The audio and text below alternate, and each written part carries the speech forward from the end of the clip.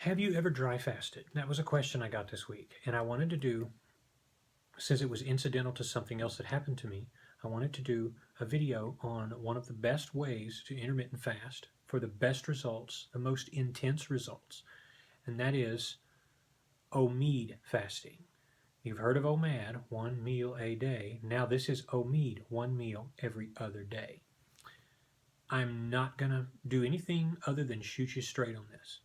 OMED fasting is rare, and even for me and other intermittent fasters, it's something that is very intense, much harder than standard fasting, and you should not attempt it. Are you hearing me? Do not attempt it unless you have fasted before. If you're finding my videos for the first time, this is not a good place to start. This is something you do for, number one, to stop inflammation, number two, to purify your body from some serious form of sickness, or to otherwise deal with an inflammatory condition. I have recommended OMED for people who are not experiencing good results with medications that they're taking for chronic illnesses. They may even in situations like cancer, which I'll admit I have not directly dealt with in coaching yet, but I've dealt with people who've had a lot of different conditions, everything from gout to peripheral neuropathy to fibromyalgia to arthritis. The body is prone to swelling and inflammation and all the fun stuff that we wish we could totally get rid of, right? Well, OMED may be the answer you have been looking for. This, again, is serious business, and I'm going to tell you how to do it. But you should only attempt this if you are sick with something, if you are struggling with something, if in certain cases you have a major plateau and you just cannot lose weight and standard OMAD for whatever reason has slowed down for you, and you've tried my other methods and you're kind of having trouble and you're ready for something more intense and you want a more spiritual experience, if you want to tap into your subconscious, I don't want to get woo-woo here, but this will be an intense experience, I promise you. Here is how to do the OMED fast. One meal every other day. It's basically a dry fast. And a dry fast, for those who ask the question, a dry fast basically means you're not only not eating, you're not only not drinking, you're not even having water. In this version of the one I do, and I've done this about 4 or 5 times only throughout since I've been fasting, maybe 6.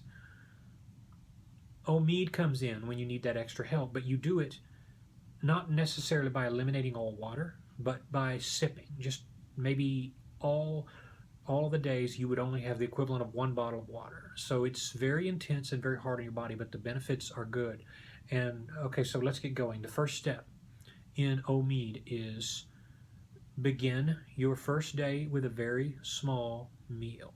By small meal, it needs to be something starchy or fruity or something that has low meat, because part of the focus is when your body is not fooling around digesting protein, which it stays with you longer, it's more substantial.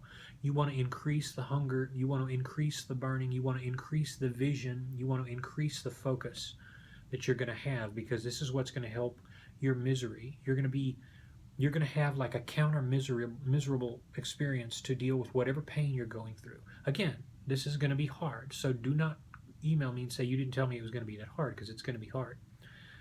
So that's the first step. So my meal, the first day I did it, I got sick a couple weeks ago, and I just felt really bad. I couldn't identify why. I think I don't know. I just injured myself somehow in the back somehow. I ended up walking and falling into something, and it hurt me. So the first day's meal was a plate of strawberries and maybe just a handful of cashews. That was my whole meal. So maybe 400 or 500 calories the whole day. And then I had and this is the second step, have 1 glass of water with a little bit, about a half teaspoon of sea salt. Why sea salt or regular salt even? Doesn't really matter. Sea salt is better. Is because you want your body to start holding water, because you're not going to be drinking water. And now don't do this if you have just come off eating a meal and it's very salty, because you're gonna want more and more water. So, but you just want to have enough salt when your body is emptying itself to maintain to where you're not, getting rid of it. But the salt's going to help you hold on to it. Okay, so then that's the second thing. So a small meal, and then a little bit of salt water, just a tiny bit to keep you going. And then as you stretch in, number three, as you stretch into your fast, you're not having anything. So you're not going to use any of your beverages that you use for OMAD fasting, traditional one meal a day. You're going to keep going, and it's going to get really hard. Number four, lower your activity levels. Why is that so important? It's even more important now because your body's going to have to preserve water. So basically, lay around. If if you're struggling with something, that's why you're doing this. That's why you're watching this far. Stay in bed, lay around, watch. If you got a DVD series of some kind that you wanted to get caught up on, if you want to go watch some show, you want to rewatch a season of something, do that. If you want to stay home and do very, very, very light activity, that's okay. But I mean very little activity. Ironically, you may feel about 16, 18 hours into this, you may feel a lot more energy than you notice on normal OMAD fasting. Normal OMAD fasting takes you about several weeks to get into hunger high. This will get you into it in about 18, 20 hours. Again, no beverages. And if you do have to have a drink, if it's just so bad you feel like you're hurting yourself, just take a little bottle of water or a little cup and just sip enough to wet your lips and maybe a little swig and then stop. It takes a lot of control, but that's how you do it. Okay, so you make it through the day. More than 24 hours passes. You're going to be all sorts of crazy because your body's going to be going, this is a crisis. Incredibly, how do we function? Keep going, keep going. Again, keep yourself as inactive as possible. Finally, you make it through that day. You come up to where the meal time would be a day before. You're going to have a meal, but it's got to be something light. Anytime you come off a straight fast, especially one that does not have any liquids, you need to not tax your body and by eating a big meal. This is hard because it's hard to prepare a meal and deal with food when you're basically in a deprived state maximally. You're pushed. So it's good to already have this prepared beforehand. Have another plate of grapes and maybe a small cup of rice, a little cooked, and I mean very small, like a third of a cup, half cup of rice, something really light, maybe some soup. This is something that you're not going to get your day's calories worth. Again, you're just going to ease yourself back in. No meat, no flesh food. That's going to be too heavy. And then add in your water and your beverages, but do it slowly. Then just start sipping and drinking like you normally would on a normal OMAD fast.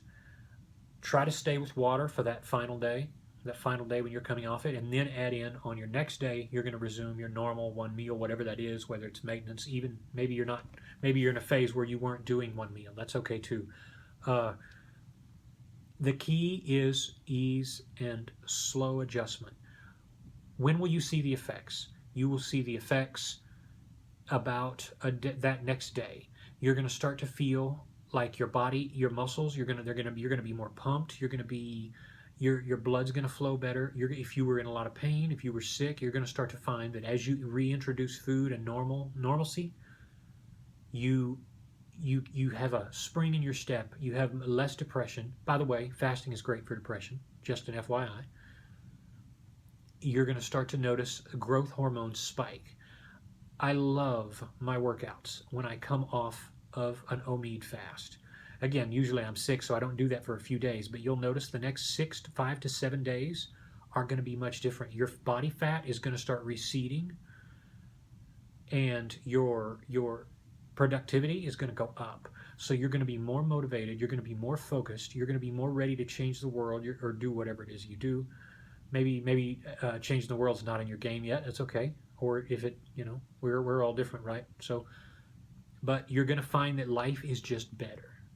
You have stepped into a little bit of the next level, and then that's going to stay with you for a while. You'll also find that your regular OMAD fasting, if you're still doing that, is going to be you're going to get better results. Your body's going to be pushed in a certain direction. Now, mind you, this is a good time to start over. If let's say you want to change your eating plan to another modified version of OMAD, do that after an OMEOD fast, because your body kind of resets during fasting, and there's a clarity, there's a a treaty, a peace treaty you make with your body that says, here's what we're going to do. Your body will accept it beautifully. I'm working with several people that have done this because they've had crazy conditions. But here's the big secret behind it. And this is why no water. Because without water, there is no inflammation. Without water, there is no inflammation. So if you're in a chronic condition of some sort, you need to do this. I am not going to sit here and lie. My channel is based on honesty and credibility and stuff I have actually done. I have done what I am telling you. This is the creme de la creme of fasting. You know, you don't have to go 7 days. You don't have to go 10 days, except unless you have something like advanced cancer.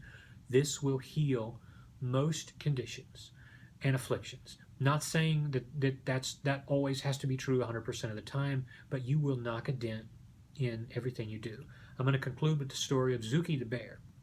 Zuki the bear was the victim of a poacher, and she was poisoned. Someone put out some meat to poison her that was injected with a chemical. She nearly died, but she did what all the animals do. They go back into fasting for when you're sick. That brings up the question: what do you do when you get sick? If you're smart, you fast, because when your body is up, there's pressure on all of your organs, which is why when you're sick, you want to lay down.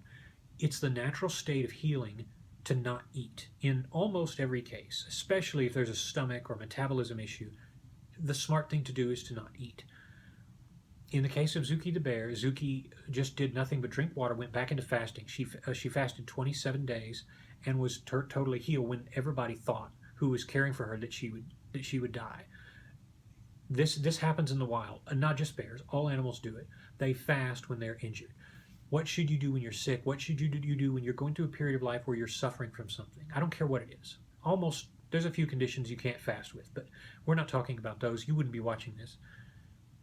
Your big breakthrough will come with OMEOD fasting, if and when you are ready for it. So, are you ready for it? If you are, let me know.